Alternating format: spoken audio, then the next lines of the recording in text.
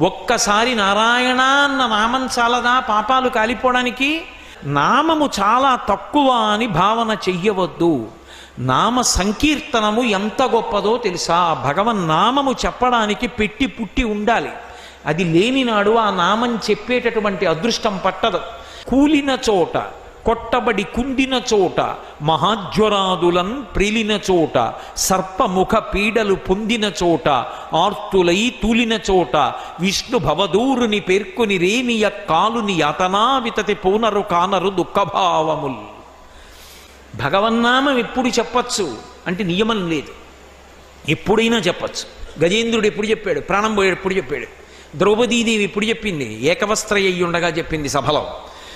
ఒక మంత్రం చెయ్యాలంటే నియమాలు ఉంటాయి. కదలకూడదు, అంగన్యాస కరన్యాసాలు చెయ్యాలి, దాని మీదే దృష్టి పెట్టాలి, వెన్నుపాము నిటారుగా ఉంచాలి, జపం చెయ్యాలి. భగవన్నా